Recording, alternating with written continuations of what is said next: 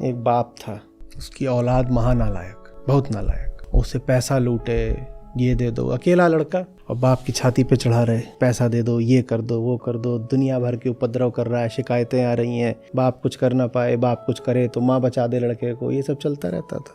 लड़का बिल्कुल अव्वल दर्जे का नालायक। जितना पैसा था बाप का सब उड़ा दिया उसने, 1000 तरह की अय्याशियां। बाप ने कहा इसको सबक तो सिखाना होगा। बाप के मन में भी क्रोध, और बाप है तो बोले इसको कुछ सबक भी सिखाना है, क्रोध भी निकालना है और साथ में सीख भी देनी है। तो अब सारा पैसा उड़ गया, कुछ बचा नहीं है, बाप को सदमा हो गया, बाप मरने को आ गया। तो बेटे को बुलाता है, बोलता देख बाप तो तेरा ही हूँ, तो मैंने तुझे जितना पैसा दिया ना उससे 10 गुना ज़्यादा वो फलानी तिजोरी है उसमें रख दिया है, ठीक, तो चिंता मत करना, मैं तो मर रहा हूँ लेकिन वो पैसा सारा तेरे पास रहेगा, बस ये देख लेना। हमें सरल को जटिल बनाने की बड़ी पुरानी और प्रगाढ़ वृत्ति होती है।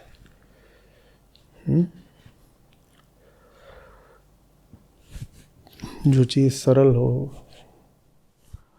अगर उससे हमको खतरा होता हो तो आवश्यक हो जाता है ना कि उसको सरल रखा ही ना जाए, ऐसा प्रदर्शित कर दिया जाए जैसे चीज़ उलझी हुई है, जटिल है। तो हमने आदत सी बना ली है, ये बात लगभग हमारी संस्कृति में आ गई है कि जब आत्मज्ञान का विषय उठे तो ऐसे प्रदर्शित करो जैसे मामला कितना गोपनीय है।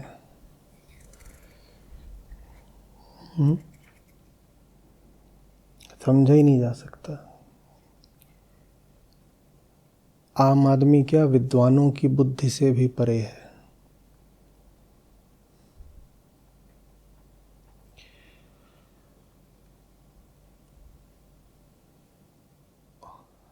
तर्क को, बुद्धि को तो हम किसी गिनती में रखते ही नहीं अध्यात्म में।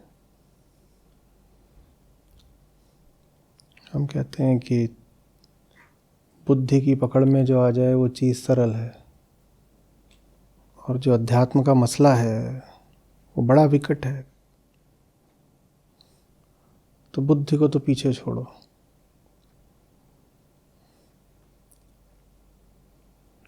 तर्क की कोई मान्यता ही नहीं। और वो बात शायद ठीक भी होगी, लेकिन वो बात एकदम अंतिम बिंदु पर ठीक होती है।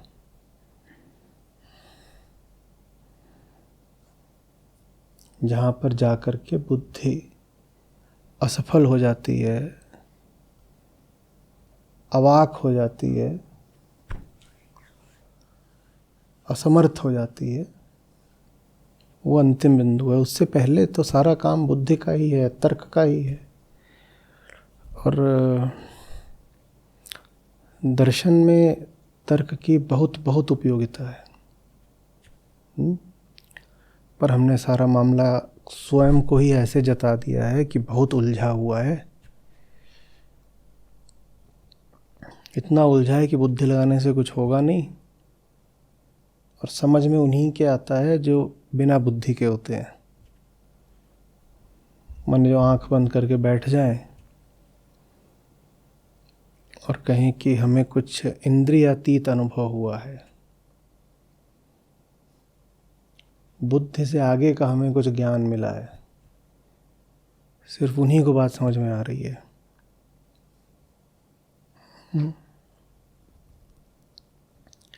तो आम आदमी बेचारा बड़ा दबा दबा सा रहता है। करे भी क्या फिर वो ऐसे क्षेत्र में, ऐसी मान्यताओं और ऐसे महानुभावों के आगे जहाँ उसे कह दिया गया है कि उसके सोचने, विचारने, समझने से कोई काम ही नहीं होगा।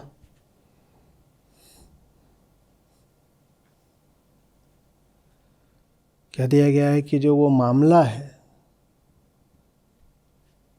वो इतना गुह्य है, इतना एजोटेरिक है कि बच्चा तुम्हारी पकड़ में तो आने से रहा। तो आम आदमी बेचारा दब जाता है, पीछे हो जाता है, हाथ जोड़ के खड़ा हो जाता है। उसको लगता है क्या पता ऐसा हुई, जिस चीज़ का हमें कुछ पता नहीं उस चीज़ का नकार इनकार भी कैसे कर दें, और किसी चीज़ को नकार दें और कोई नुकसान हो जाए तो क्या करेंगे फिर। तो इससे भला है कि सुरक्षित चलो और कह दो कि हाँ भाई हमें समझ में आ नहीं रहा, आप जो भी कुछ बोलो वही ठीक। तो क्या हुआ परिणाम? परिणाम हुआ कि अध्यात्म के क्षेत्र में 1000 तरीके की मूर्खताएं, धारणाएं, अंधविश्वास, पाखंड और शोषण खड़े हो गए। समझ में आ रही ना बात? जिन चीज़ों को आप समझ सकते हैं वहाँ आपको बुद्धू नहीं बनाया जा सकता ना, या बनाया जा सकता है? ये कुर्सी है, आप उस पर बैठे हैं, कोई आपसे बोले हाथी है, ये हाथी है, इसको खाना खिलाना है, इसको खाना खिलाने के लिए जल्दी से 1000 रुपया यहाँ पे रख दो, तो आप लुटोगे क्या? क्यों नहीं लुटोगे? क्योंकि आपको पता है ये हाथी नहीं है, और ये हाथी नहीं है तो खाना कैसे खाएगा? खाना नहीं खाएगा तो मुझसे पैसे किस बात के मांगे जा रहे हैं? जहाँ आप समझते हैं वहाँ आपके लुटने की संभावना थोड़ी कम हो जाती है, ठीक। पर अभी आपको अगर बोल दिया जाए कि भाई बात आध्यात्मिक है, ऊपरी है, और ऊपरी बात ये है कि ये है ना, ये देख रहे छत के ऊपर एक विशेष शक्ति विराजी हुई है, और वो आशीर्वाद उनको ही देती है जो थोड़ा सोना थोड़ा चांदी आकर के, उधर बाहर एक विशेष वृक्ष है उसमें दक्षिण दिशा से अर्पित करते हैं। तो आप अगर यहाँ 50 लोग बैठे हो तो मैं पक्का बता रहा हूँ 5 तो फंसोगे, अब फंसोगे, क्योंकि अब जो आपको बात बता दी गई वो आप परख नहीं सकते ना। आपको बोला गया वो शक्ति है, वो शक्ति क्या है? अदृश्य है। आपने कहा कि शक्ति के विषय में जो मुझे अभी बताई गई बात, उसका कोई प्रमाण है? बोले प्रमाण कुछ नहीं है, परंपरा है। और परंपरा ही प्रमाण है, क्योंकि परंपरा का अर्थ है कि 500 साल से लोग इस बात को मान रहे हैं, तो 500 साल से जो लोग मान रहे हैं वो सब बेवकूफ़ थे क्या? तो परंपरा ही प्रमाण है। 500 साल से चल रही है तो माने इतने लोगों ने माना, वो सब बेवकूफ़ थे। और सबको अगर तुम मूर्ख बता रहे हो तो क्या तुम अपने बाप दादा को मूर्ख बता रहे हो? बोलो, क्या तुम्हारे बाप दादा मूर्ख थे? नहीं थे ना मूर्ख। तो उन्होंने फिर जिस परंपरा का पालन किया वो गलत नहीं हो सकती। या तो ये मान लो कि तुम्हारे बाप दादा मूर्ख थे। अब अहंकार ये मानने की इजाज़त नहीं देता कि मूर्ख नहीं थे, तो कम से कम अज्ञानी तो थे ही। और अज्ञानी तो कोई भी हो सकता है। मान लो भाई कि हाँ थे अज्ञानी, पर नहीं मानने का मन नहीं करते, कहते सब परंपरा से चला आ रहा है, तो परंपरा ही अपने आप में जैसे सत्य हो गई। तो कुल मिला जुला करके जो एक बहुत सीधा साधा क्षेत्र है,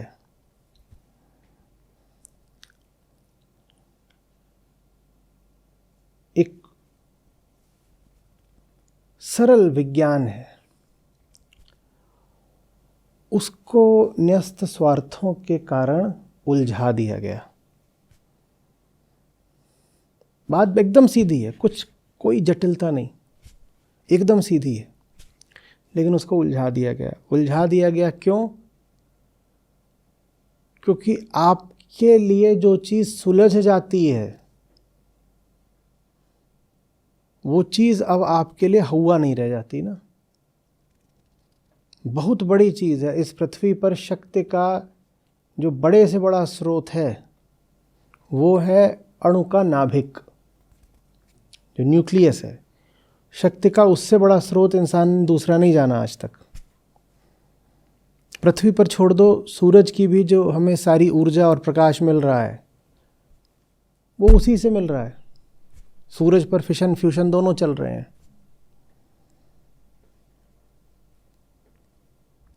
इतनी बड़ी चीज, इतनी ऊर्जा, लेकिन हमने उसको जान लिया है, तो क्या अब हम उससे ऐसे घबराते हैं कि जैसे भूत हो? नहीं,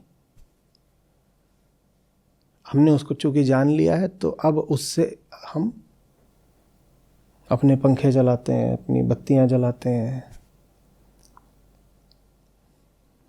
और अगर कोई तरीका निकल जाए न्यूक्लियर वेस्ट के प्रबंधन का, तो यकीन जानिए एक दिन आप उससे अपनी गाड़ियां चला रहे होंगे। अगर उससे पनडुब्बी चल सकती है, न्यूक्लियर पावर्ड सबमरीन तो आप जानते ही हैं, अगर उससे पनडुब्बी चल सकती है तो एक दिन आपकी बाइक भी चल सकती है। सवाल तो बस मिनिएचराइजेशन का है। हो जाएगा, वो भी हो जाएगा। जिस चीज़ को आप जान लेते हो, वो चीज़ कितनी भी शक्तिशाली हो, उससे अब आपका नुकसान नहीं हो सकता, बल्कि आप उससे अब लाभ ले लेते हो। आप समझ रहे हो? जिस चीज़ को आप जान सकते हो, समझ सकते हो, वो चीज़ हो सकता है बहुत बड़ी हो, लेकिन अब आप उससे लाभ ले सकते हो। और अगर कोई आपका शोषण करना चाहेगा तो वो जानबूझ करके जाने जाने लायक चीज को भी ऐसा कर देगा कि उसे जानना असंभव हो जाए। चीज एकदम सरल होगी, उसको ऐसे कर देगा। आपने देखा है कि कोई अगर झूठ बोल रहा होगा और आप उससे बातचीत करो तो मुद्दे को क्या करता है? घुमाता है। क्योंकि बात अगर उसने सरल स्पष्ट रूप से बोल दी तो क्या होगा? उसकी पोल खुलेगी, पकड़ा जाएगा। हाँ, तो अध्यात्म के क्षेत्र में ये घुमाने का कार्यक्रम बहुत चला है, बहुत चला है। जितना प्रयास करा है हमें प्रेम करने वाले ज्ञानियों, विद्वानों, ऋषियों ने, संतों ने, कि चीज़ एकदम सरल करके बता दी जाए। कबीर साहब हमें क्यों प्रिय हैं? उनकी कोई बात उलझी हुई मिली आज तक? उलझी हुई बातों को ऐसे बता देते हैं कि लो, इसमें तो कुछ रखा ही नहीं है, ये रहा। और तभी संतों को जनता से इतना प्यार भी मिला। ऐसी जनता जो शिक्षित भी नहीं थी, कुछ जानती नहीं थी, जिनको ग्रंथों से वंचित भी रखा गया था, उनके पास भी अध्यात्म पहुंचा दिया संतों ने। बोले तुम हटाओ ये सब मोटे मोटे शब्द संस्कृत के, कोई ज़रूरत ही नहीं है, मैं तुमको एकदम ज़मीन की भाषा में बता दूंगा। रोटी जानते हो? कहे हाँ साहब, रोटी तो जानते हैं। अच्छा अच्छा ठीक है। रस्सी जानते हो? हाँ, रस्सी भी जानते हैं। तो रोटी, रस्सी, कुआं देखे हो? कुआं देखे हैं, किसान है गांव का। बोले चलो बस तुम्हें रोटी, रस्सी, कुएं से हम सारा अध्यात्म समझा देंगे। बोले अरे महाराज बहुत बढ़िया किया, और समझा भी दिया। ये काम उन्होंने करा जिनके मन साफ थे। उन्होंने उलझी हुई चीज़ों को सुलझाया है। मैं कहता सुलझावनहारी और तू रहता उलझाई रे। उनका काम सुलझाने का था, उनका काम सुलझाने का था। अब आज मैं आपसे कुछ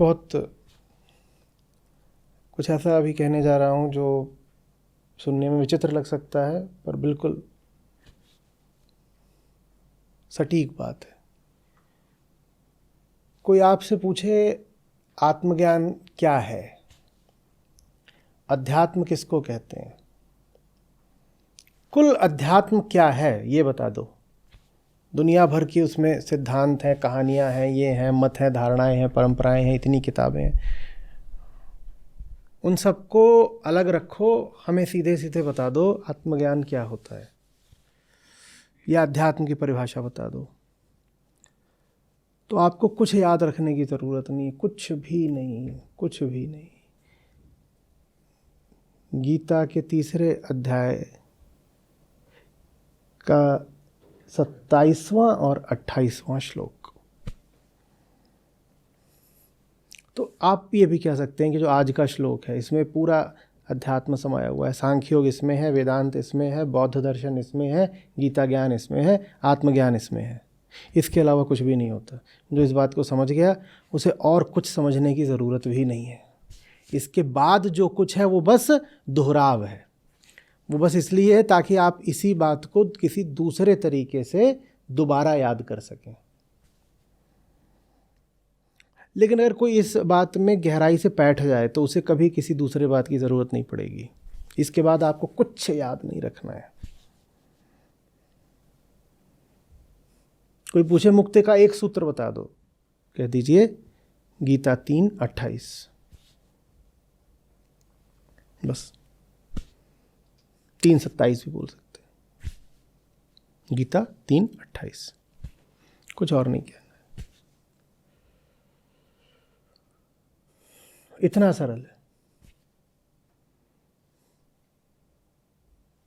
इतना सरल। इसके अलावा और कुछ भी आपको बताया जाए ये वो फलानी चीज है, कहीं का दंड फंद है, बेकार, हटाओ। काल का कचरा है, हमारे ऊपर मत फेंको। काल का कचरा है, हमारे ऊपर मत फेंको। ये वो चीजें हैं जो किसी काल में उठती हैं और फिर भुला दी जाती हैं। इनमें कोई दम नहीं, हमारे ऊपर मत फेंको, ये सब हम नहीं जानते। जो बात कालातीत है वो हमने पकड़ ली है। काल की धूल नहीं चाहिए।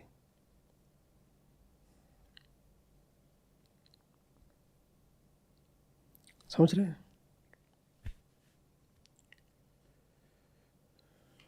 आप खुद चौंक जाएंगे, कहेंगे इतनी सी बात है, इतनी सी बात है। बाकी सब जो चलता है वो क्या है?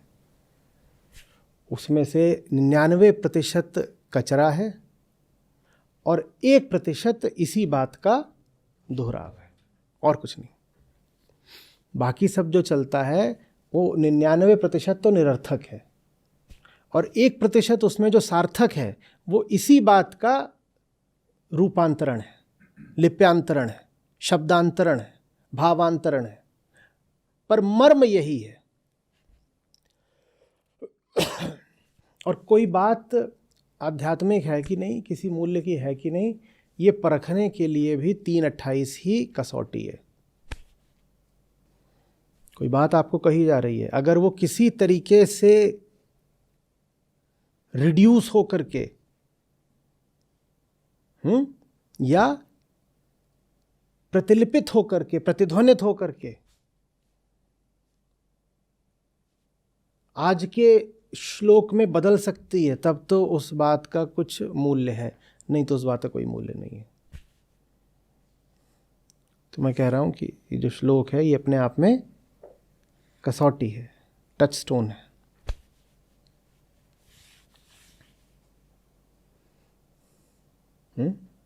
क्या कह रहे हैं कृष्ण आज? कोई नई बात नहीं कह रहे हैं,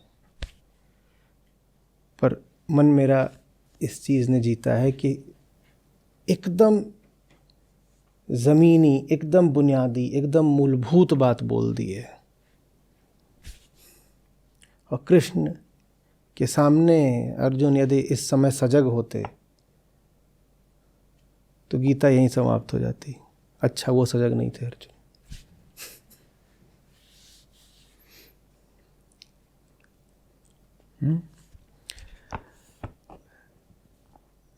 तत्ववित्तु महाबाहो गुण कर्म विभागयो। बहुत सुंदर है आगे, ठीक है। कुछ चल रहा हो जिंदगी में, अपने आप को ये जो 3 शब्द हैं ये बोलिएगा, गुणा गुणेषु वर्तन्त, गुणा गुणेषु वर्तन्त। फिर आगे क्या कह रहे हैं? जो इस बात को जान लेते हैं ज्ञानी लोग, वो फिर फंसते नहीं हैं।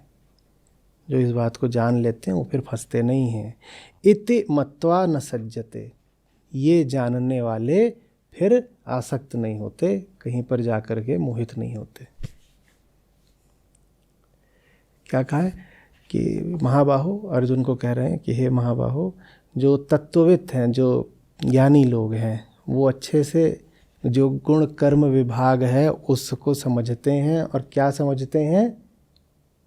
कि इस तरफ और उस तरफ दोनों तरफ गुण ही बरत रहे हैं, गुण ही वर्तन्ते, मतलब विद्यमान है, वर्तमान है, गुण ही है, प्रकृति ही है, दोनों तरफ। कौन से दोनों तरफ? दृश्य भी दृष्टा भी। कुछ और नहीं चल रहा है यहाँ पर। प्रकृति ही है जो जड़ और चेतन बन बैठी है। प्रकृति के ही गुण हैं उसमें। जिसको तुम कहते हो देखने वाला, वो भी गुणों का खेल है, और उसको जो कुछ दिखाई दे रहा है वो भी बस गुणों का खेल है। और इस बात को जो समझ गया वो फिर कभी मोहित नहीं होता।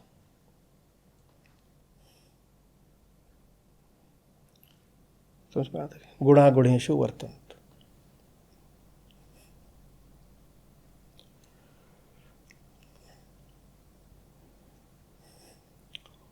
गुणों में गुण ही बरत रहे हैं।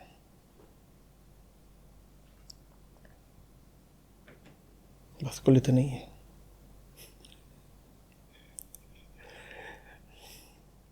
जिसको आप कर्म बोलते हो वो बस गुणों की गति है, आपने कुछ नहीं किया। करने वाली प्रकृति है, और उसे हम कर्म भी नहीं कह सकते, वो बस गति है। लेकिन प्रकृति की गति को अज्ञानी लोग अपना कर्म समझ लेते हैं। करा प्रकृति ने है, सोचते हैं कि करा हमने। तो हमने स्पष्ट करा था कि आपने कुछ नहीं करा है, किसने करा है? हाँ, तो हमने 3 नाम दिए थे प्रकृति को: शरीर, समाज, संयोग।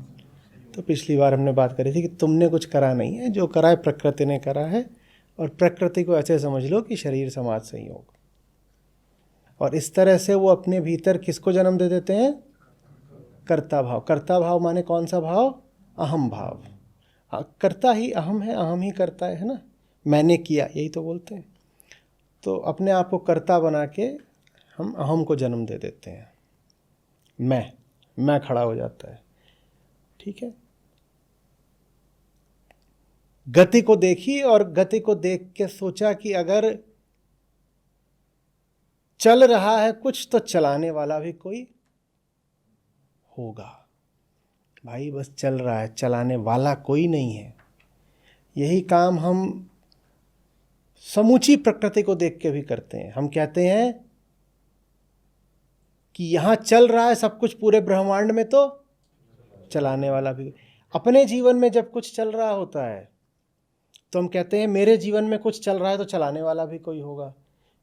तो हम किसका निर्माण कर देते हैं? साथ चलिए, जल्दी बोलिए, बात साफ होनी चाहिए बिल्कुल। अपने जीवन में जब हम कुछ चलता हुआ देखते हैं तो हम कहते हैं चल रहा है यदि कुछ तो चलाने वाला भी कोई होगा। और इस सिद्धांत से भूलवश हम किसका निर्माण कर देते हैं? अहम का। ठीक है। फिर हम पूरे ब्रह्मांड को देखते हैं और हम कहते हैं रचा हुआ इतना कुछ तो रचाने वाला भी कोई होगा। और फिर उसी सिद्धांत से भूलवश हम किसका निर्माण कर देते हैं? ईश्वर का। तो ठीक जिस सिद्धांत से अहम का निर्माण होता है उसी सिद्धांत से ईश्वर का निर्माण होता है। दोनों बराबर की गलतियां हैं। कृष्ण समझा रहे हैं बस चल रहा है, चलाने वाला कोई नहीं है, बस चल रहा है। प्रकृति है, बस प्रकृति है, बस प्रकृति है। बात समझ में आ रही है? गुणा गुणेषु वर्तन्ते इति मत्वा न सज्जते। जो ये बात समझ गया उसके बाद वो नहीं फंसता, वो मुक्त है। यही मुक्ति का विज्ञान है। मुक्ति का विज्ञान ये नहीं पूछता मैं मुक्त कैसे हो जाऊं। मुक्ति का विज्ञान ये जानने में है कि मुक्त होने के लिए मैं हूं ही नहीं।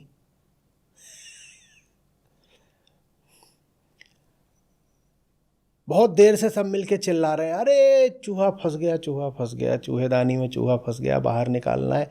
कैसे निकाले चूहे को बाहर? चूहे को बाहर कैसे निकालें, चूहेदानी में चूहा फंस गया। कृष्ण आते हैं और बोलते हैं गौर से देखो, चूहेदानी में चूहा है ही नहीं। यही मुक्ति है। मुक्ति इसमें नहीं है कि कुछ यत्न, कुछ उपाय करके चूहे को बाहर निकालो। मुक्ति ये जानने में है कि तुम चूहेदानी में हो ही नहीं। चूहेदानी है, चूहा नहीं है। खटखट खटखट कुछ हो रहा है चूहेदानी में, तो चूहेदानी की अपनी गति है। तुम ये मान रहे हो कि चूहा है। जैसे अंधे हो, अंधों ने चूहेदानी रख दी कहीं ऊपर, अब चूहेदानी कटकुट कटखट कुट कर रही है, तो उन्होंने निष्कर्ष क्या निकाल लिया? अंदर चूहा जरूर होगा, नहीं चूहेदानी आवाज कैसे करती हो। कह रहे हैं कि यदि ध्वनि है तो कोई होगा ध्वनि करने वाला, और उन्होंने कहा जो ध्वनि करने वाला उसको चूहा, वो चूहा फंसा हुआ है।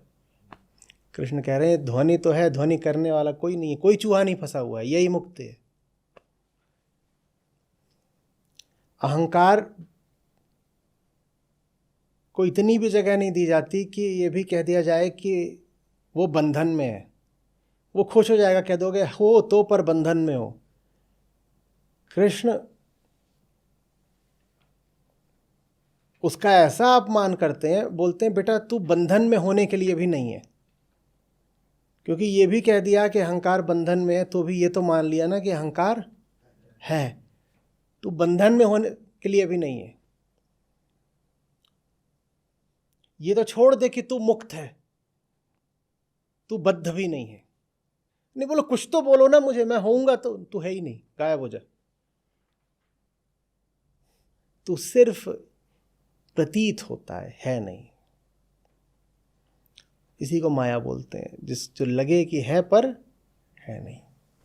उसी से मिलता जुलता शब्द है अध्यास। भासित होता है, बोलो साथ में, है नहीं। भासित होता है नहीं। नहीं तो फिर ये सब कौन है? वो भीतर से वो चिड़िया बताई जाती है, बोलती है गुणा गुणेशु वर्तन्त। गुण है, प्रकृति के गुण है। अरे रात में हवा बहती है तो पेड़ों को बोलते नहीं सुना है? नहीं सुना है? कभी किसी थोड़ा निर्जन जगह पे नहीं रहे हो, खासतौर पे पहाड़ों में, इतनी बातें करते हैं पेड़। हवा बहने दो, फिर देखो खासतौर पे अगर चीड़ हो, देवदार हो, कैसी बातें करते हैं। तो वैसे ही तुम बातें करते हो, कुछ भी भिन्न नहीं। पर हवा, पेड़, हवा तो निर्जीव है ना, तुम भी हवा ही हो। अंग्रेजी में तुम्हें बोलेंगे हॉट एयर। हॉट एयर का मतलब होता है जिसमें कुछ है नहीं, बस गुब्बारा फुला रखा है।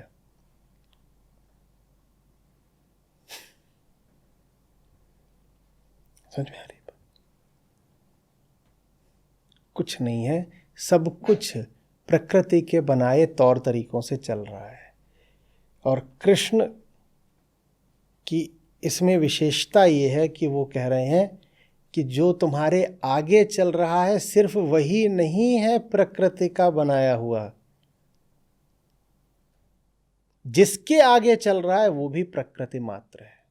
इतना तो हम बहुत बार स्वीकार भी कर लेते हैं कि दुनिया क्या है, प्रकृति का खेल है, ये पूरा जगत क्या है, प्रकृति का खेल है। वो कह रहे हैं जगत ही प्रकृति का खेल नहीं है, जगत तो है ही प्रकृति का खेल। तुम जो देख रहे हो तुम भी प्रकृति मात्र हो, तुम अपने आप को विशेष मत समझना। और जैसे ही ये जान लेते हो मुक्त हो जाते हो। मुक्त, अब कुछ नहीं, मैं हूं ही नहीं, तो अब मुक्ति के लिए बचा क्या? यही समूचा अध्यात्म है, यही आत्मज्ञान है, जान लेना कि मैं हूं ही नहीं। यही सांख्य योग है, यही बुद्ध समझाते रहे 20 साल तक, तुम हो ही नहीं। आत्मज्ञान का अर्थ यही होता है। बेकार परेशान हो, तुम हो ही नहीं।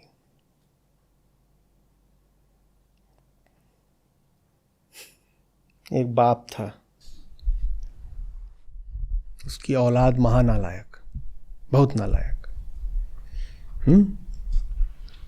उससे पैसा लूटे, ये दे दो। अकेला लड़का और बाप की छाती पे चढ़ा रहे, पैसा दे दो, ये कर दो, वो कर दो, दुनिया भर के उपद्रव कर रहा है, शिकायतें आ रही हैं, बाप कुछ कर ना पाए, बाप कुछ करे तो माँ बचा दे लड़के को, ये सब चलता रहता था।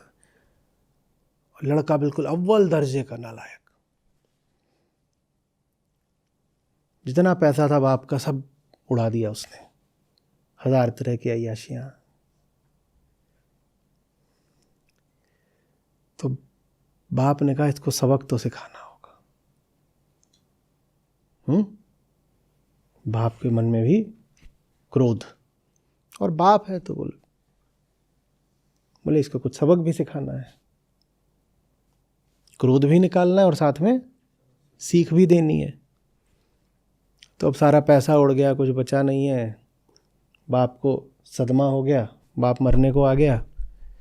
तो बेटे को बुलाता है, बोलता देख बाप तो तेरा ही हूँ, तो मैंने तुझे जितना पैसा दिया ना उससे 10 गुना ज़्यादा वो फलानी तिजोरी है उसमें रख दिया है।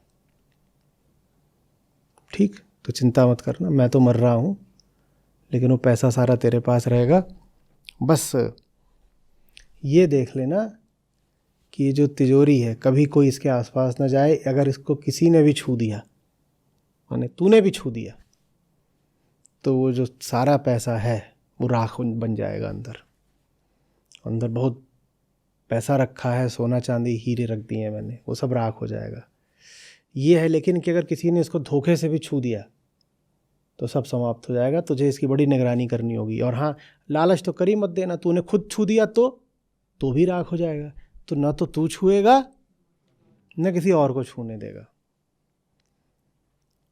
और इतना कह के बाप मर गया और बता गया था कि 20 साल तक तू इसकी निगरानी कर और 20 साल के बाद तू इसको खोल सकता है। 20 साल तक लेकिन हर समय इस पे नज़र रख, कोई छूने ना पाए।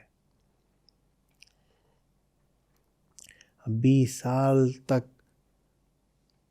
उसकी ज़िंदगी खराब। पैसा रुपया तो बचा नहीं था, बाप का सब उड़ा चुका था पहले ही। अब 20 साल तक कुछ नहीं कर रहा है कि वहीं सांप की तरह कुंडली मार के बैठ गया है कि कोई इसको छू ना दे, कुछ कर ना दे। और जैसे जैसे साल बीतते जा रहे हैं वैसे वैसे उसका तनाव और बढ़ता जा रहा है। वो कह रहा है 15 साल तक निगरानी कर ली है, अब 16वें साल में अगर किसी ने इसको छू दिया तो 15 साल की मेहनत भी बेकार जाएगी। वो वहीं जगे, वहीं सोए,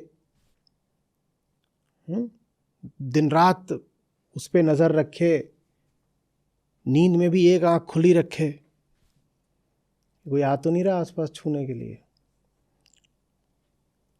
वहाँ पे उसने दीवार चिनवा दी, वो भी चिनवा के यदि खुद ही खड़ी करी। मज़दूरों को अगर बुलवाता तो उसमें शक था कि कहीं मज़दूरी ना छू दे इसको, तो खुद ही एक एक ईंट ला करके दीवार खड़ी करी और बंदूक लेके लेटा करे, ये सब उसने हालत।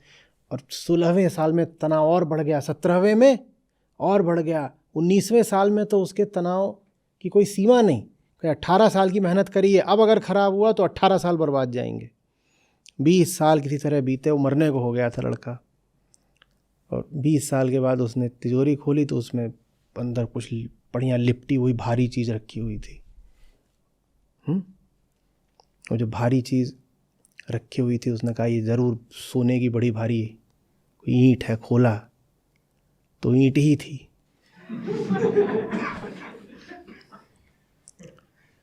ईंट ही थी।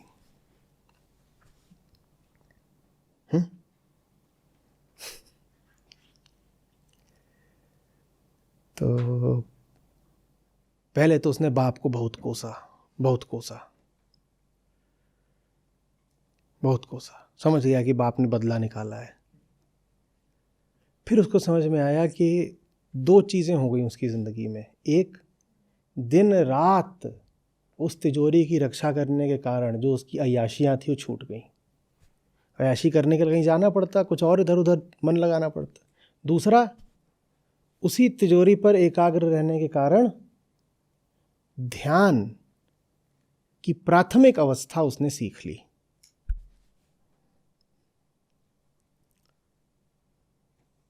लेकिन कुल मिलाकर के उसको एक बात समझ में आ गई कि दुनिया का सबसे बड़ा जो दर्द होता है वो होता है किसी ऐसी चीज की रक्षा करना जो है ही नहीं।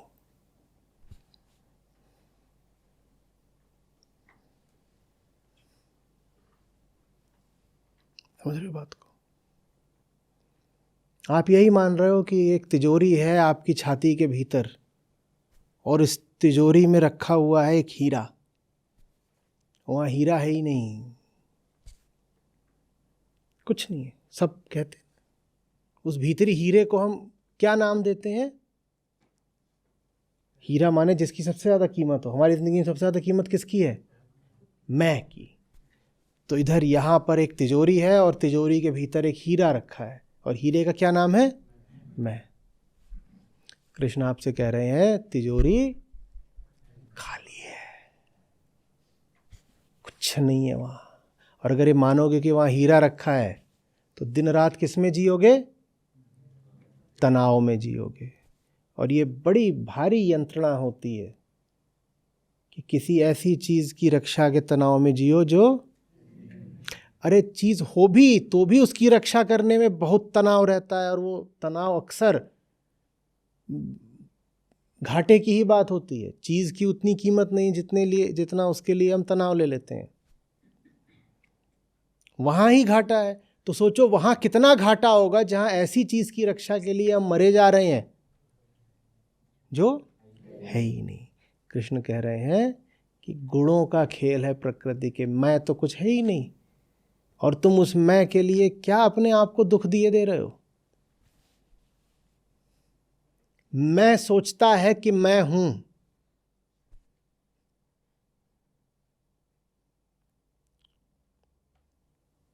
मैं सोचता है कि मैं हूं और मैं की रक्षा के लिए मैं बड़ा परेशान हूं।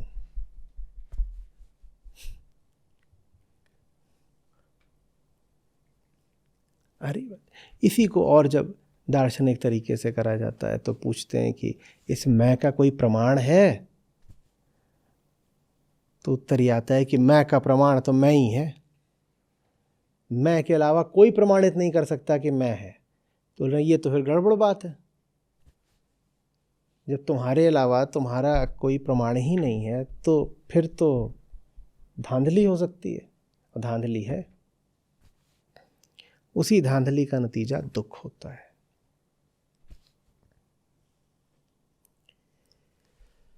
अपने आप को विशेष समझना ही दुख है। जिसने जान लिया कि जैसे उड़ती धूल है वैसा इंसान का अस्तित्व है, जैसे पेड़ उग गया कहीं, जैसे पौधा उग गया कहीं, जैसे सर के ऊपर वृक्ष है, जैसे पांव के नीचे घास है, जैसे पत्थरों पर पानी बह रहा हो। और पत्थरों पर पानी बहता है तो अच्छी ध्वनि होती है ना, लगता है संगीत ही है। जैसे पत्थरों पर पानी बह रहा हो ऐसा इंसान का जीवन है। बस यही है। हम जिसने ये जान लिया वो मुक्त है।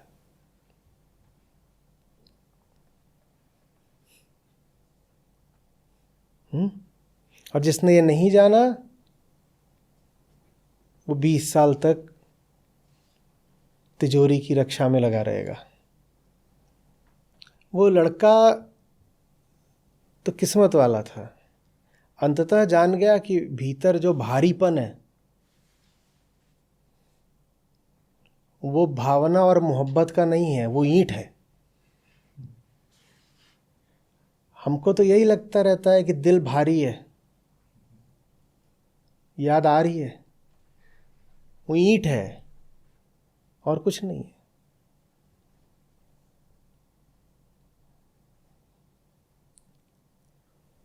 समझ रहे हो?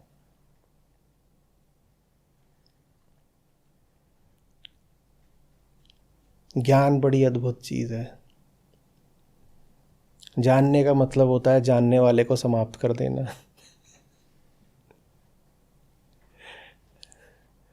आत्मज्ञान आत्मदाह जैसा होता है।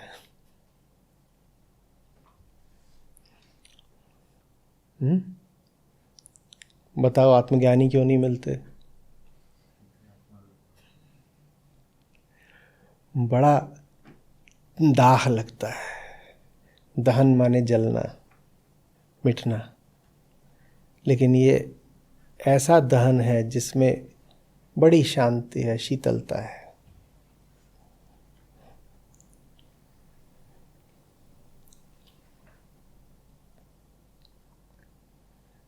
और अगर ये बात स्पष्ट हो गई तो मरण को लेकर के जितनी बातें कही हैं ज्ञानियों ने, संतों ने, सब स्पष्ट हो जाएंगी। मरो हे जोगी मरो, समझ में आई?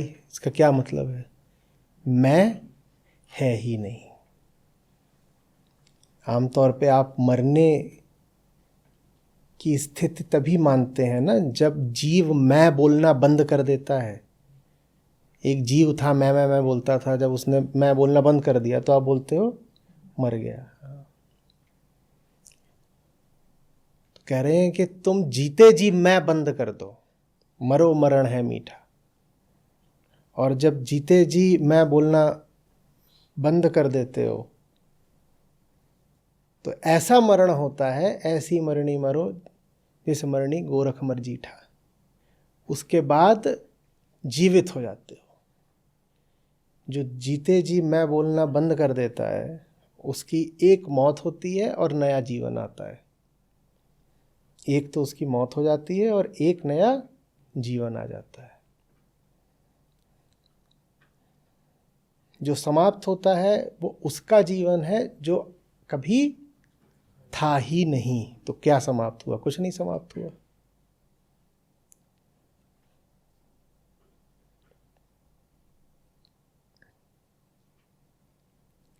आ रही बात समझ में?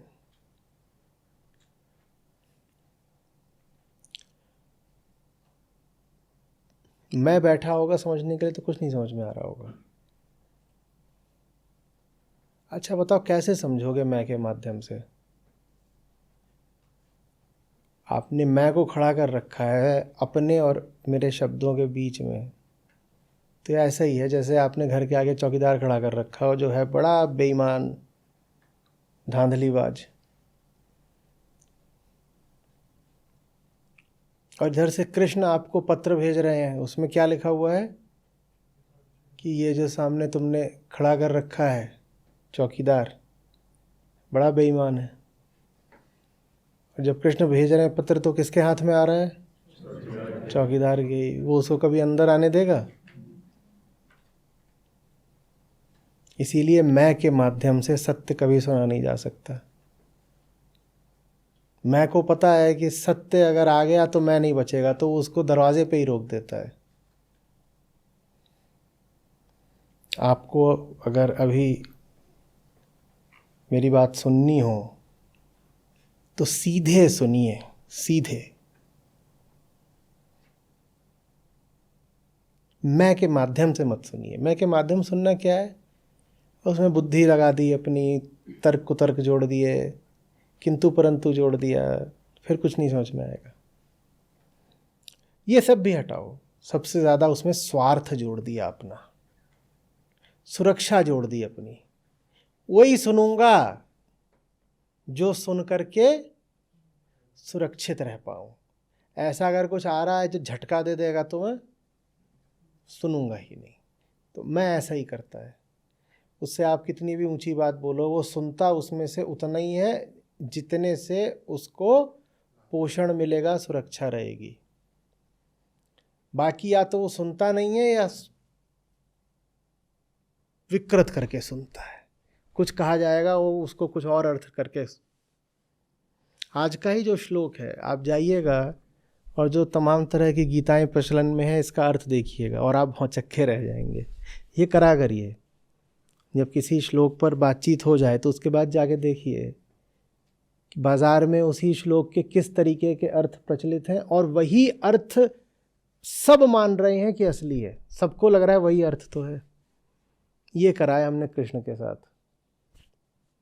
क्या कह रहे हैं वो और क्या उसका अर्थ कर दिया गया, एकदम ही कुछ की बात कुछ और।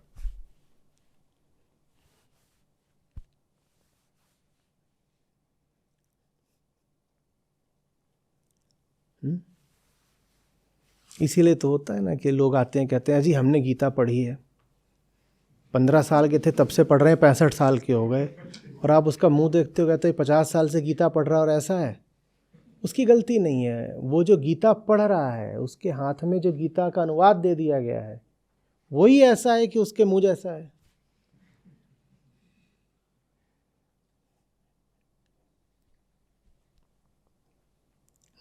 नहीं तो एक श्लोक पर्याप्त, मैं आपसे कह रहा हूँ 28वां श्लोक पर्याप्त है।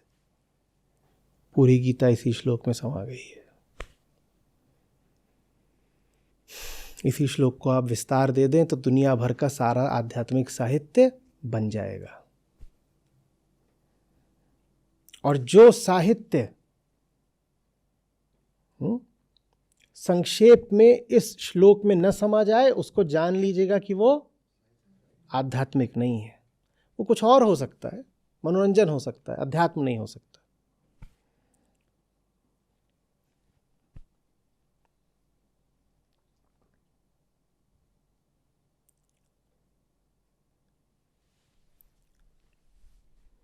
सुंदर शब्द है।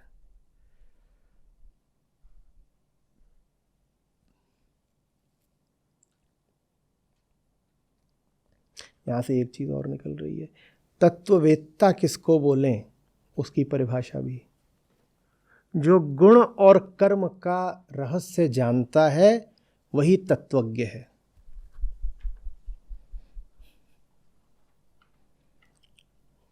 गुण माने जो आपके भीतर असली करता है, वो गुण है। मैं तो कर नहीं रहा, तो करने वाला कौन है? गुण है। तो गुण माने जो असली करने वाला है, वो असली करता है, और कर्म माने जो चल रहा है, गति हो रही है। तो माने गति के पीछे असली कारण कौन है, इसको जो समझता हो उसको ही ज्ञानी मानना। अज्ञानी कौन है? जो सोचे कि गति के पीछे कोई करने वाला है। ज्ञानी कौन है? जो जानता है कि जिसको तुम कर्म कह रहे हो उसके पीछे बस गुण है। ज्ञानी वो है जो जानता है कि कर्म के पीछे कर्ता नहीं है, कर्म के पीछे गुण है। ये लिख लीजिए, ये ज्ञानी की परिभाषा है।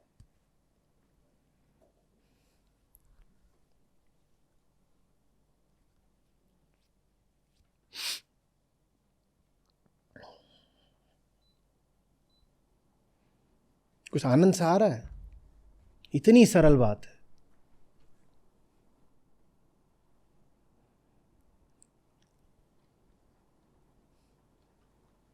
तो एक और सूत्र लिख लो। आनंद तो सरलता में ही है।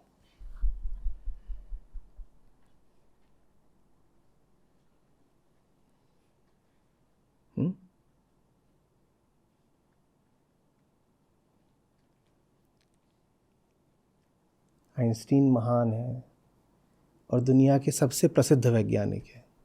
आइंस्टीन शब्द ही एक विशेषण बन गया है। क्यों? क्योंकि इतनी बड़ी रिलेटिविटी है, उसको उन्होंने E=mc² में डाल दिया है। इतना सरल। ये ज्ञान की और महानता की पहचान होती है कि जनरल थ्योरी, स्पेशल थ्योरी सब घुसकर किस में आ गई? E=mc²। उलझाने का काम तो कोई भी कर सकता है, और स्वार्थ का काम ही है उलझाना। सरल करना प्रतिभा भी मांगता है और निष्कामता भी मांगता है।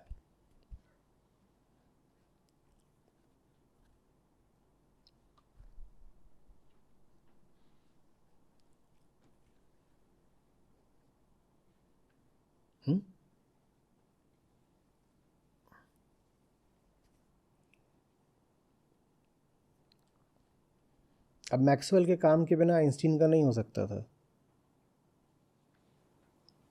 लेकिन मैं कहूँ कि मैक्सवेल की इक्वेशंस बताइए तो आप बता पाएंगे?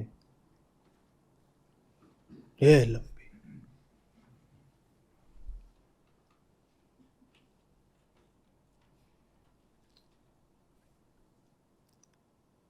और E=mc² उनको भी पता है जो 8वीं से फेल हो रहे थे विज्ञान में। सबको पता है।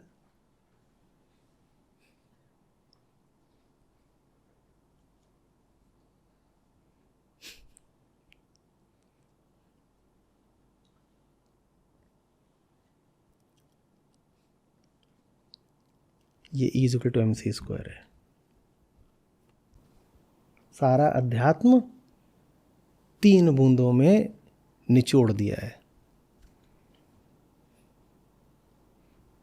EMC, सत रज तम, सब कुछ उतने में आ गया, कुछ नहीं। इधर उधर की बात एकदम नहीं करनी है। इस सूत्र में मुक्ति तो है ही, झूठ से, भ्रम से, महान बल भी है।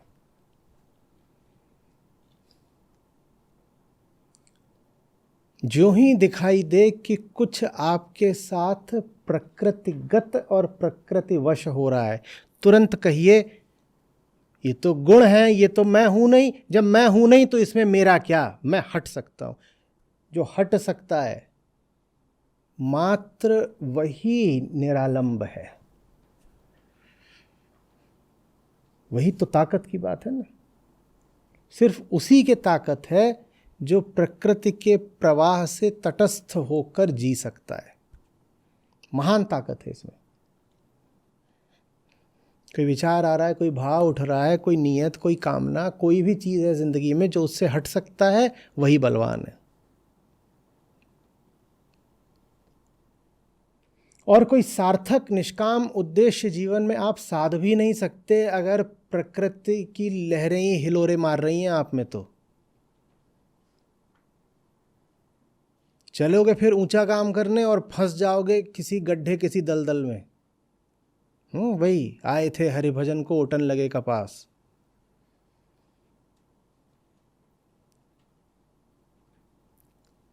जीवन में कोई सार्थक उद्देश्य हो ही तभी सकता है जब प्रकृति के गुण कर्म को प्रकृति का गुण कर्म जाना जाए, अपना नहीं। जो प्रकृति के खेल में व्यर्थ ही फंस गया, वो अब क्या कोई ऊंचा काम करेगा, कुछ भी नहीं हो सकता। प्रकृति को इसीलिए बार बार दर्शन में पराया बोला गया है। और अष्टावक्र आपसे बोलते हैं कि तुम कौन हो, प्रकृति परे, तुम अलग हो। जो बात वहाँ अष्टावक्र कह रहे हैं ये कह के कि प्रकृति से परे हो, वही बात यहाँ कृष्ण कह रहे हैं। तुम प्रकृति से परे हो, तुम्हें क्या लेना देना। इसीलिए मैं बहुत बार बोला करता हूँ, आपके साथ जो कुछ हो रहा है जीवन में, मैं तो कह रहा हूँ कि आपके साथ जो कुछ हो रहा है, पर आप आमतौर पे उसको ऐसे कहेंगे कि मेरे साथ हो नहीं रहा, मैं कर रहा हूँ। चलो जैसे भी लो, हो रहा है या कर रहे हो, उसमें ये प्रश्न पूछना उपयोगी रहता है कि क्या इसी से मिलता जुलता कुछ पशुओं के साथ भी होता है।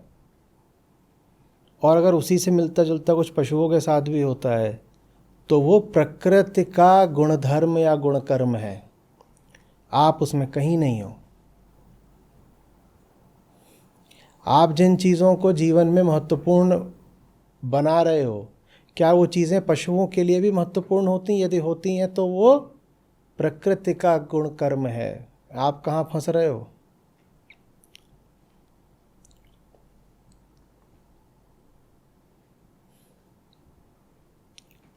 जिंदगी में बहुत भारी चीज़ अभी हो गई है, 2-3 साल से इधर उधर घूम रहे हैं, किसी से कर्जा उठा लिया है, किसी से कुछ कर रहे हैं, किसी से कुछ कर रहे हैं, कह रहे बहुत बड़ा महल बनाना है।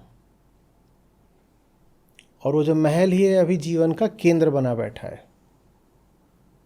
ऐसे लोगों को जानते हो नहीं जानते हो? मकान बनते देखा है? जब मकान बनता है तो कई सालों तक मकान बनवाने वाले की ज़िंदगी का केंद्र ही क्या हो जाता है? मकान।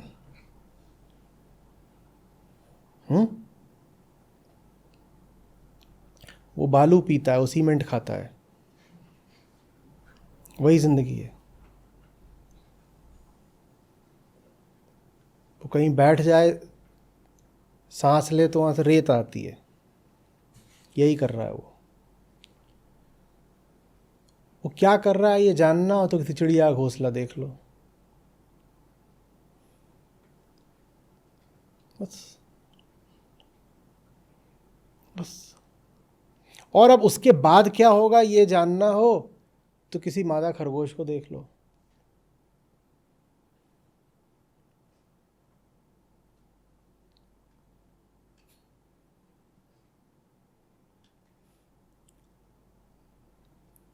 मादा खरगोश जब घर बनाने को बहुत उत्सुक हो जाती है तो हम जान जाते हैं कि अब इसके बच्चे आने वाले हैं। तो घर का अनिवार्य संबंध किससे है ये भी देख लो।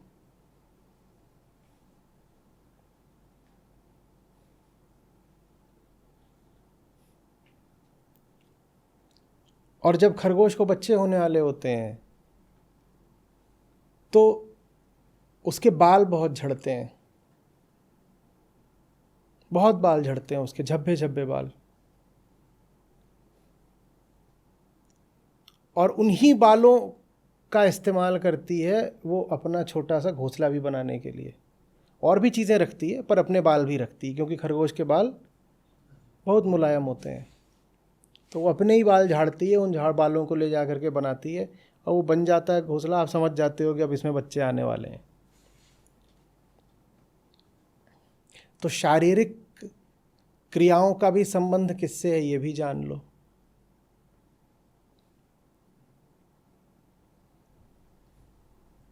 जो ये जान लेता है वही तो मुक्त है।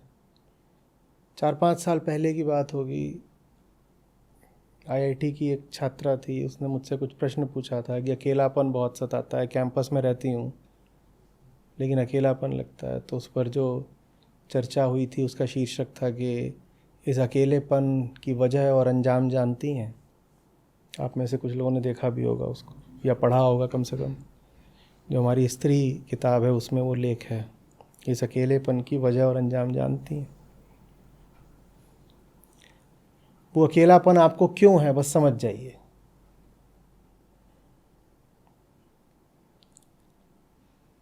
सारा अकेलापन उसी घोंसले की तलाश है और कुछ नहीं।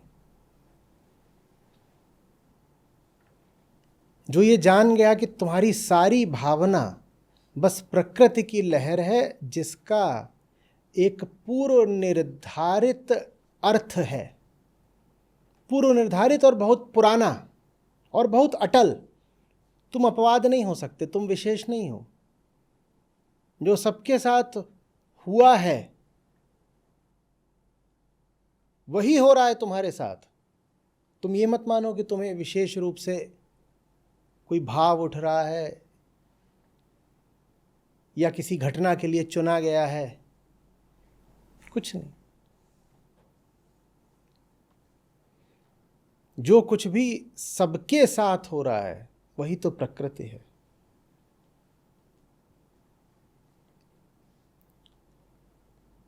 और जो एक चीज सबके साथ है ही है उसको बोलते हैं मैं, अहम वृत्ति। कोई कुछ भी हो, कैसा भी हो, मैं तो ज़रूर बोलता है ना। जो जीव बोल नहीं सकते उनमें भी मैं का भाव तो रहता ही है ना। जो सार्वजनिक है वो प्राकृतिक है।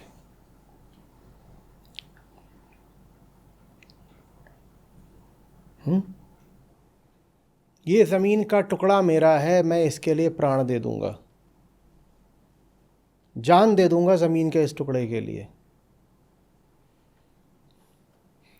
कभी देखना सड़क पर ये जो हमारे कुत्ते होते हैं आवारा, कैसे ये टांगे उठा उठा करके अपनी सीमाएं निर्धारित करते हैं। आप क्या सोचते हो उनको आपकी गाड़ियों के टायरों की सिंचाई करने में कोई पारमार्थिक लाभ है? नहीं, वो अपने क्षेत्र की सीमा निर्धारित कर रहे हैं। कह रहे हैं यहाँ से यहाँ तक मेरा अड्डा है, कोई दूसरा कुत्ता आए तो सूंघ के जान जाए कि ये मेरा है। और अगर कोई दूसरा कुत्ता आ गया तो फिर देखो कैसे वहाँ विश्व युद्ध होता है। विश्व युद्ध ही होता है। इसकी टोली के 8-10 और आ जाते हैं। कभी देखा है? 6 कुत्ते इधर के, 5 कुत्ते उधर के। ये कुछ नहीं है, ज़मीन के पीछे की लड़ाई है।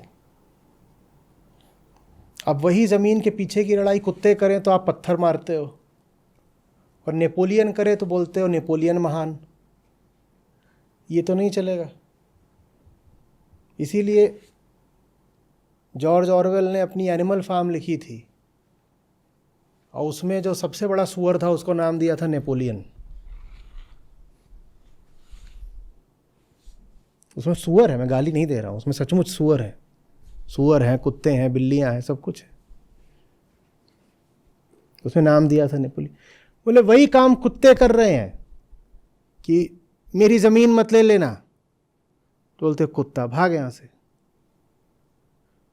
और वही काम तो हमारे महान सम्राटों ने करा है ना, ज़मीनें जीती। और क्या करा है? आप नक्शों पर लकीरें खींचते और कहते हो वाह कितना बड़ा क्षेत्र इसने जीता, ये महान है। पर वो काम तो कुत्ते ने भी करा है। वही काम तो कुत्ते ने भी करा है, वही काम तो प्रकृति करवाती है। अब सुनने में बड़ा बुरा लग रहा है, महान थे सब। जो ज़मीन जीते वो महान कैसे हो सकता है? बिल्लियां भी वही काम करती हैं। कोई पशु बता दे जो ये काम ना करता हो। 2 बंदर जिस पेड़ पे बैठे हो वहां तीसरा चढ़ के दिखा दे।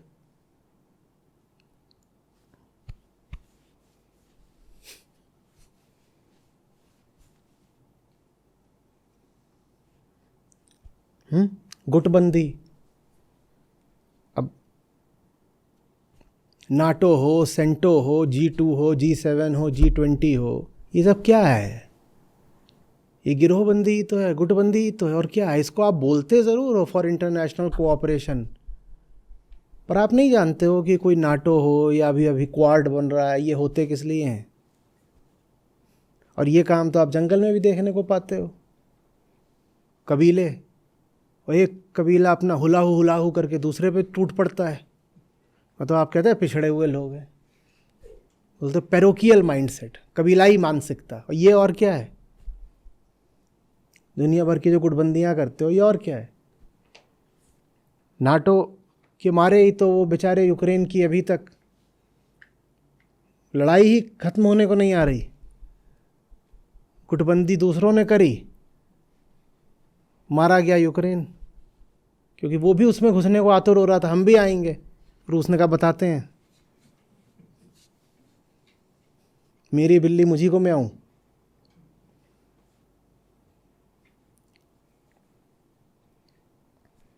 ये गुटबंदी का काम जंगल में खूब देखते हो कि नहीं? जो पुराना आदमी था, केवमैन, गुफा में जो रहता था, वो भी यही करता था कि नहीं करता था? कि चलो 15 जने हम अपना गुट बनाएं और फिर उधर के 15 लोगों को मारें और उनकी ज़मीन छीन लें। तो वही काम जब अब होता है तो उसको इतना क्या महिमा मंडित करते हो?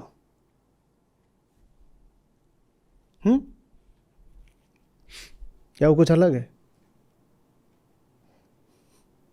अब चुनाव आ रहे हैं, एक इधर दल बनेगा, कहेंगे आ जाओ गठबंधन, एक गठबंधन उधर बनेगा। ये और क्या है? वही तो है, सत्ता के पीछे मारा मारी। नहीं तो क्या आपस में इसलिए जुड़े हैं कि निष्काम प्रेम है?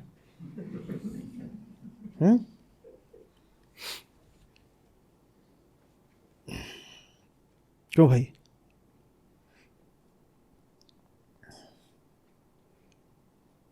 जो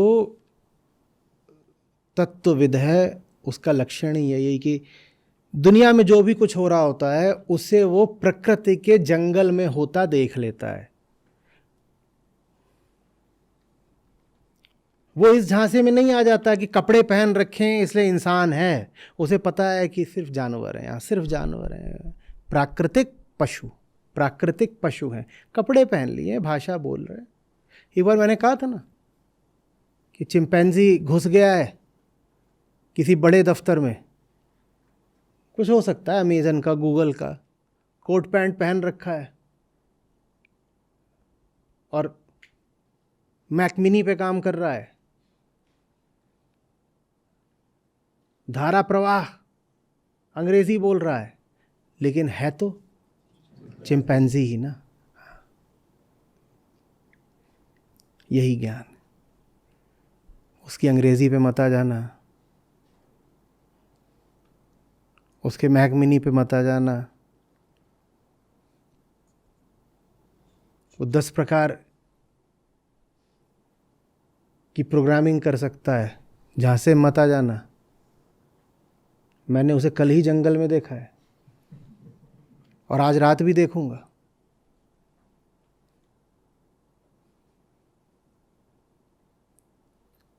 समझ में आ रही है बात?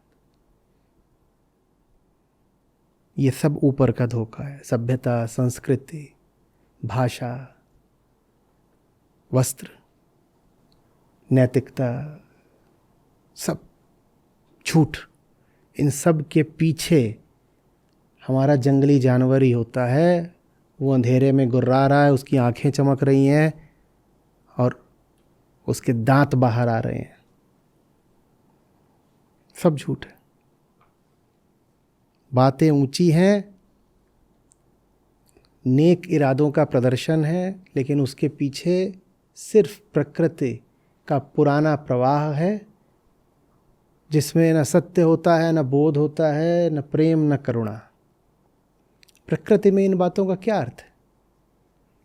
प्रकृति तो इतनी अचेत है कि वहाँ बड़े क्रूर तरीके से एक पशु दूसरे का वध भी कर देता है, तो हम ये नहीं कहते कि अरे बड़ी नाइंसाफ़ी करी। कभी कहते हो क्या? इतने हिंसक पशु हैं, कभी उनको ले आकर के न्यायालय मुकदमा चलाया कि कितनी बेदर्दी से इसने मारा है अभी अभी, तड़पा तड़पा के? कभी कुछ करा? प्रकृति इतनी अचेत है कि उससे हम चेतना की अपेक्षा भी नहीं करते। वहाँ पे कुछ गिरे से गिरा काम भी हो रहा हो तो हम नहीं कहते कुछ बुरा हो रहा है।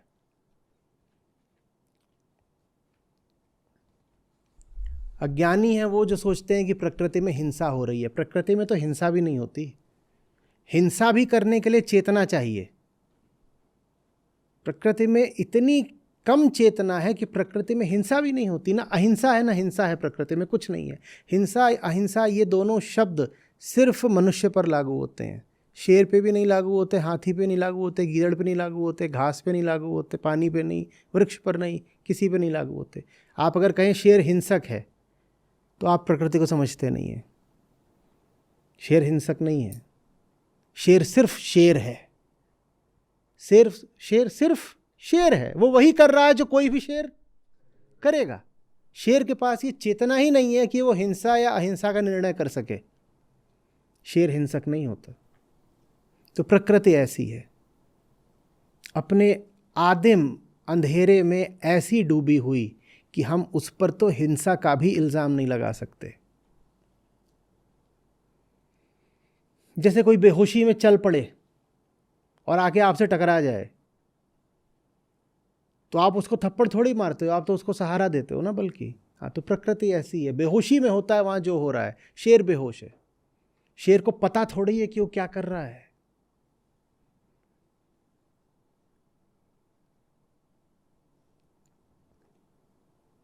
हम भी शेर हैं। ये रहा मेरा बब्बर शेर। सब पशु ही हैं।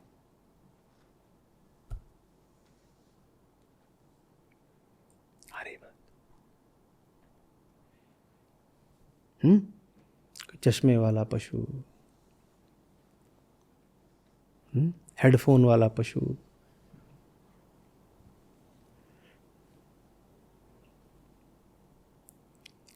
देखते नहीं हो बंदर आपको क्या संदेश देते हैं?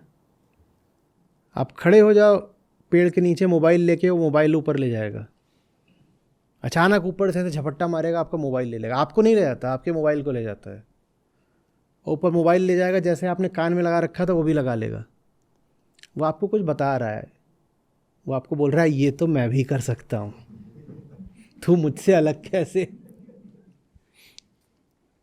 बता ना, तू मुझसे अलग कैसे? ये काम कैसे करता है मोबाइल, ये तो ना तुझे पता है ना मुझे पता है। रही बात कान पे लगाने की, तो जैसे तू लगाता है वैसे ही मैं लगाता हूं, और ज्यादा बोलेगा तो बता लगाऊं कान पे।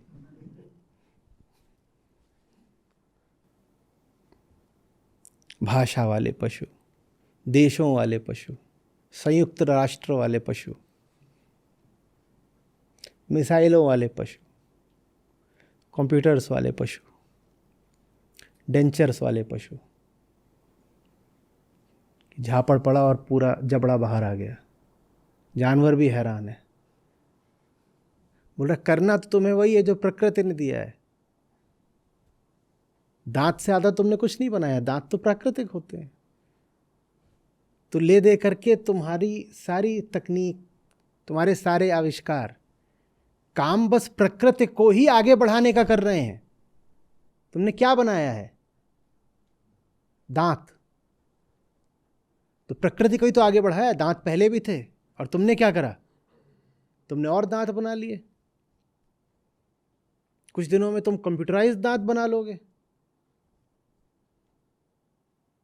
लेकिन रहेंगे तो वो दांत ही, और दांत तो चबाने और फाड़ने के ही काम आते हैं।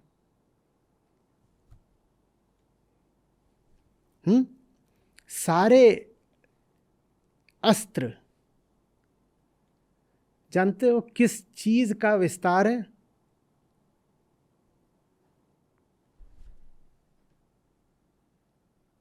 जब शुरुआत हुई थी तो यही हथियार था, ये हथियार है।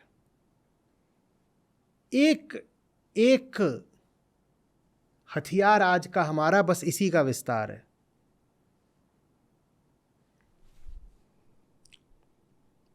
जब कोई पकड़ में आ जाता है तो जो आदि मानव था वो सीधे उसकी छाती में ऐसे अपने नाखून घुसेड़ देता था उसको मारने के लिए।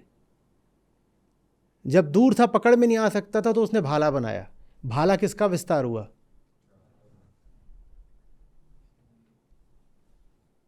वही भाला आज मिसाइल बन गया है। वो मिसाइल आपके हाथ का विस्तार है, और ये उसी पुराने जानवर का हाथ है जो आज मिसाइल बन चुका है।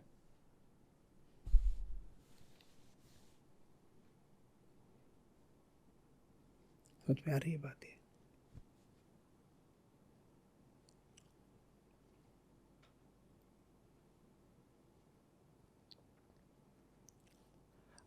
कुत्ते के दांत आपने कभी देखे हैं?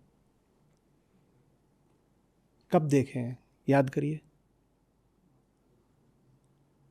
कुत्ते के दांत आमतौर पर दिखाई देते हैं? नहीं दिखाई देते। कुत्ते के दांत सिर्फ कब दिखाई देते हैं?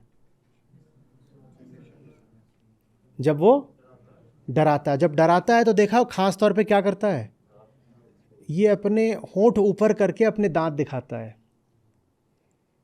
ठीक है, तो दांत कब दिखते हैं?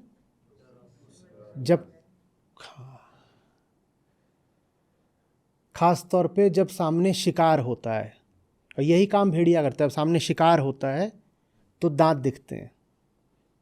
समझो, जब सामने शिकार होता है तो दांत दिखते हैं। माने जिस चीज से पेट की और कामना की पूर्ति होती है उसके सामने दांत दिखने लगते हैं। इंसानों के दांत कब दिखते हैं? जब इंसान मुस्कुराता है और हंसता है। तो हमारी मुस्कुराहट और हंसी क्या है? वो सिर्फ तब आती है जब हमें अपने सामने हमारा शिकार दिखता है।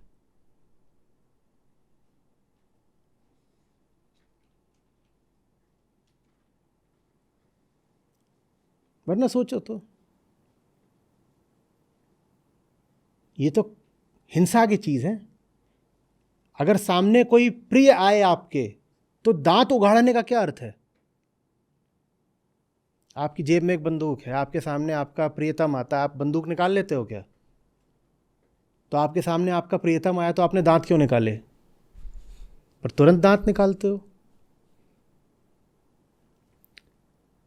आप चाकू लेके चल रहे हो, आपका कोई प्यारा आपके सामने आता है, तुरंत चाकू खोलते हो क्या? नहीं। तो दांत क्यों खोला? दांत का खुलना ही यही बताता है कि प्रियता की हमारी परिभाषा आज भी यही है कि इसको भोगूंगा। इन दांतों को बहुत पुराना अभ्यास है, तभी दिखने का जब सामने शिकार आए।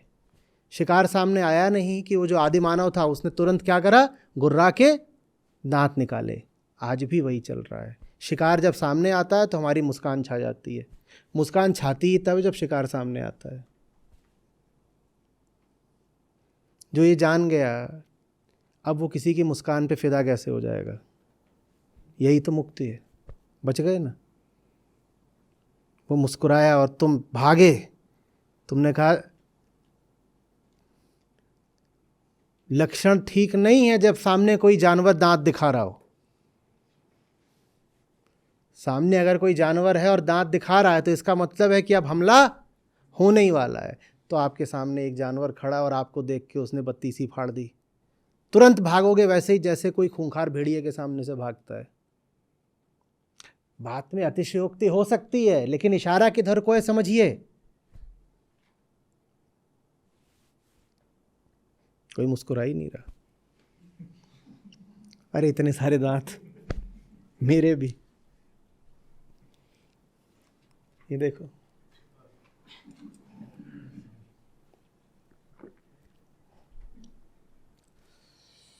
खेल के पीछे उदाहरण के लिए हम जान देते हैं। एक एक खेल हंटिंग बिहेवियर का सिमुलेशन है। जैसे जानवर शिकार करते हैं वैसे ही कोई भी आप खेल उठा लो, उसमें शिकार ही चल रहा है। शिकार का कोई ना कोई काम जैसे उसमें सिमुलेट किया जा रहा है।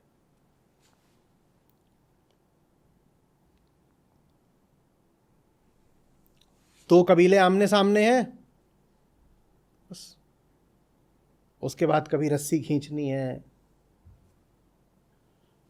कभी गेंद आगे पीछे करनी है। उस गेंद को मान लो क्या है, वो गेंद एक खरगोश है और उस खरगोश की जान लेने के लिए दो विरोधी कबीलों के गुट आपस में प्रतिद्वंदिता कर रहे हैं। ये सॉकर है। अब चूंकि आप खरगोश नहीं मारते जंगल में जाकर के गुटबंदी करके, तो आप अब सॉकर खेलते हो। वो खरगोश है और उसके पीछे दौड़ना है और उस तक दूसरे गुट का बंदा पहुंचे उससे पहले मुझे पहुंचना है। वो खरगोश है और खरगोश क्या करता है जंगल में, उसके पास जैसे ही जाओ वो ऐसे सीधे ही नहीं भागता, वो तिड़क के दाएं भी भागता है और उछल भी लेता है। वही काम फुटबॉल कर रही है। अब वहाँ तो खरगोश अपने आप उछल लेता था, यहाँ अपने आप नहीं उछलेगी तो आप लात मार के उछालते हो। अब बताओ, फुटबॉल में हार जीत के पीछे दंगा करके जान दोगे? एक बार समझ गए कि ये जो सॉकर का मैच चल रहा है ये था क्या सचमुच, अब जान दोगे? ऐसे ऐसे करके बोलोगे कि मैं फलाने खिलाड़ी पर जान देता हूं। वो खिलाड़ी नहीं है, वो शिकारी है। वो ऐसा बेहोश शिकारी है कि जानता भी नहीं कि शिकारी है। वो सचमुच अपने आप को खिलाड़ी ही समझता है।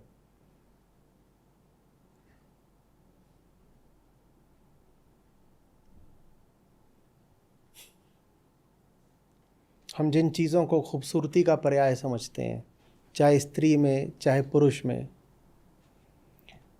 वो सब की सब चीज़ें प्रकृति ने निर्धारित कर रखी हैं ताकि प्रकृति का कार्यक्रम आगे चलता रहे। वो प्रकृति का गुणकर्म है। आप क्यों उसमें दीवाने हुए जा रहे हो?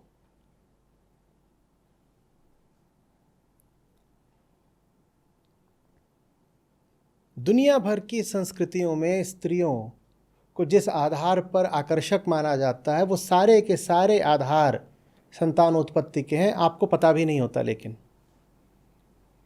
आपको लगता है कि वो प्यारी लग रही है। वो प्यारी नहीं लग रही है, वो आपको प्रजनन हेतु आकर्षक लग रही है।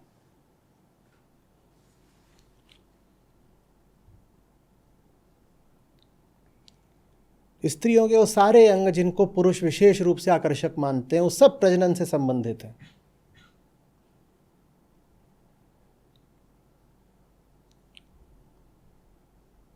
और इसी तरीके से एक मजबूत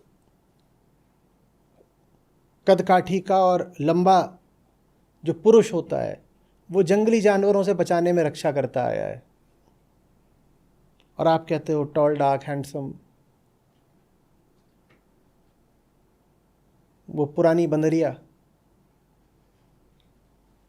वो आज भी ढूंढ रही है टॉल डार्क हैंडसम। काला लंगूर देखा है? अब मिल गया तो वो खुश हो रही है, अरे वो काला लंगूर है, पूंछ छुपा रखी है बस।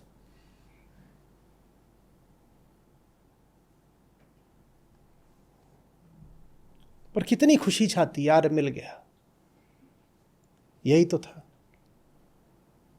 तूने कुछ नहीं ढूंढा, वो प्रकृति का खेल है। जिस दिन तू पैदा हुई थी उसी दिन निर्धारित हो गया था कि तुझे इस तरीके का पुरुष पसंद आएगा ही आएगा। उसमें तू कहां है? जो चीज पहले से ही सुनिश्चित हो, उसमें तुम कहां हो भाई?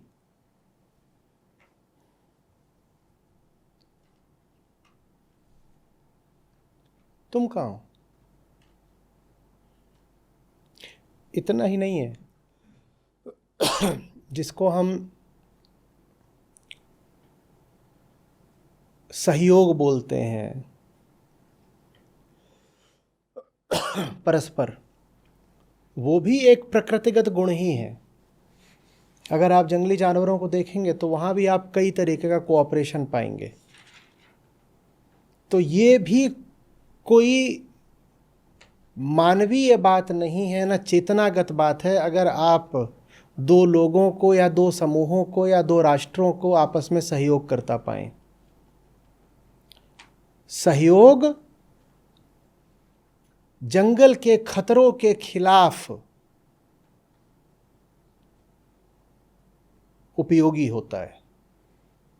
इसलिए सब पशु आपस में सहयोग करते हैं, कोई मनुष्य ही नहीं, सब पशु। अनुशासन, कभी पक्षियों को उड़ते हुए देखना एक कतार में, अनुशासन भी प्रकृति और पशुता की ही निशानी है। ममता, जंगल के किसी भी जानवर को देख लो, वो अपनी संतान के प्रति एक भाव रखता ही रखता है। तो इसमें क्या खास है? इस पर क्यों जान दिए दे रहे हो? ये तो आदिम खेल है, तुम्हारा इसमें क्या? और यही बात फिर लागू होती है उम्र के बढ़ने पे, बुढ़ापे के आने पर, बीमारी के आने पर और मृत्यु के आने पर। ये तो प्रकृति द्वारा तय की गई चीजें हैं, इसमें तुम्हारा क्या? तुम क्यों परेशान हो रहे हो? उम्र बढ़ रही है, आपको तनाव हो रहा है। बहुत सारे लोग इसी में अवसाद में चले जाते हैं। झुर्री आ गई, झुर्री हटाना न जाने कितने मिलियन बिलियन डॉलर का उद्योग है। झुर्री हटाते हैं और क्या भरते हैं पता नहीं, वो बोटॉक्स और तमाम तरह के और काम। तुम क्यों परेशान हो रहे हो? लहर उठती है, लहर गिरती है, इसमें तुम्हारा क्या है? बाल रंगवा रहे हो, देखिए, रुकिए।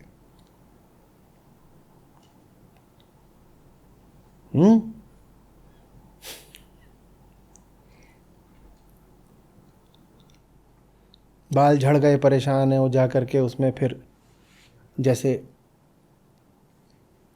खेत में धान रोपा जाता है, Japanese method of rice cultivation, वैसे वो मुंडी में बाल रोप रहे हैं। बहुत तो उसमें मर जाते हैं इन्फेक्शन से।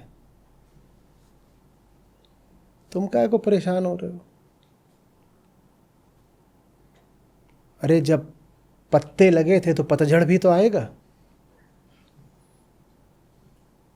तुम्हारा इसमें क्या है कि घर के बाहर जो पेड़ लगा है, पतझड़ में जब उसमें से गिरता है तो रोने लग जाते हो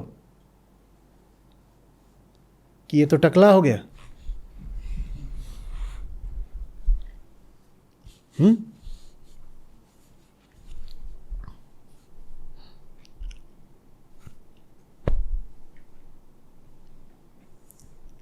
प्यारी ये बात।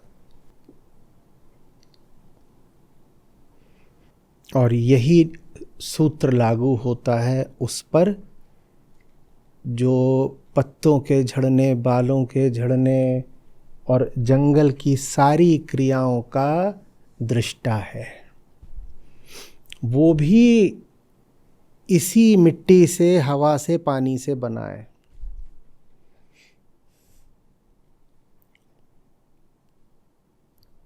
तो वो भी जिन तरीकों से देखता है मिट्टी के झड़ने को और हवा के बहने को, वो तरीका भी किसने तय कर रखा है? प्रकृति ने।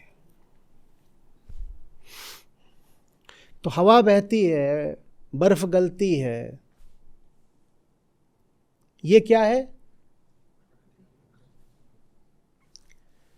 सब पशु आपस में प्रतिद्वंदिता करते हैं, ये क्या है?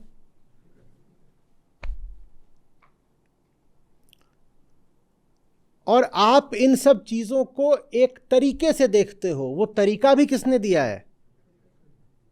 तो जो कुछ आप देख रहे हो वो तो प्रकृति है ही, उसको देखने का जो आपका तरीका है वो भी प्रकृति ही है।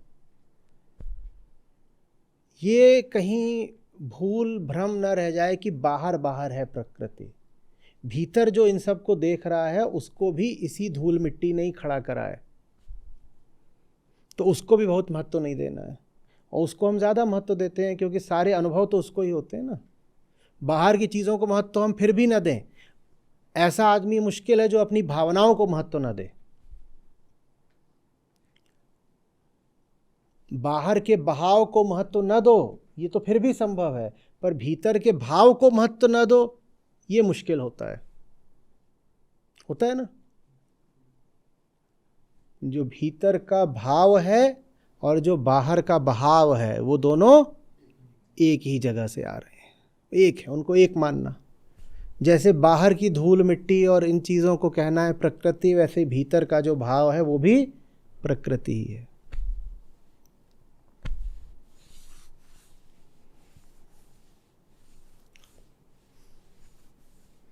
और भीतर का भाव बहुत सताए तो उसको बोलना गुणा गुणेशु वर्तन्त। ये जानना ही साक्षित्व है। साक्षित्व कोई कला या अभ्यास की बात नहीं होती, आत्मज्ञान ही साक्षित्व बनता है। जैसे बाहर की घटनाओं को देखते हो निष्प्रह निर्लिप्त होकर, वैसे ही भीतर की घटना को देखने लग गए कि अरे पुरानी प्रकृति ही तो है, तो समझो साक्षी हो गए।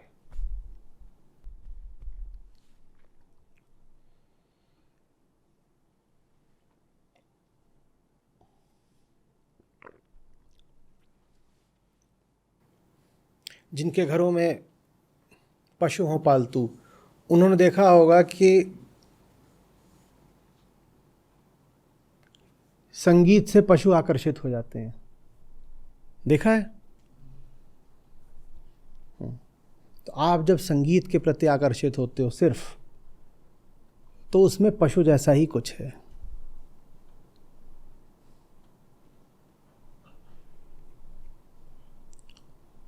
एक फिल्मी गीत आप सुन रहे हो और उसमें जो थाप है और जो उसमें धुन है वो आप पर हावी हो रही है। बोल का अर्थ क्या है इस पर आप ध्यान ही नहीं दे पाते, है ना? देते हो क्या? कई बार तो धुन पहले तय हो जाती है, बाद में किसी तरह से उस पर बोल चिपका दिए जाते हैं, और वो जो धुन ही है वो आपके मन को पकड़े ले रही है। जैसे वो आपको पकड़ रही है वैसे ही आपकी बिल्ली को भी पकड़ेगी, बिल्ली को सुनाना गाना। वो गाना जैसे आपको पकड़ रहा है वैसे ही आपके कुत्ते बिल्ली को भी पकड़ेगा। आप उन्हें सुना के देखिए तो आप में और कुत्ते बिल्ली में फ़र्क क्या है? बोलों के अर्थ न कुत्ते बिल्ली समझते हैं न आप समझते हो। और रही धुन, थाप, बीट्स की बात, तो वो तो आपकी बिल्ली को भी बहुत पसंद आएगा। देखिएगा, आप सुनाइए उसको, और आप भी नाच रहे हो, देख रहे हो, बिना जाने कि ये काम आध्यात्मिक संगीत में भी होता है, भजन में भी होता है। गा रहे हैं और बढ़िया उसमें ढोलक बज रही है, क्या गा रहे हो, क्यों गा रहे हो, ये कुछ पता नहीं, तो ये कुत्ते बिल्ली जैसा ही तो काम है।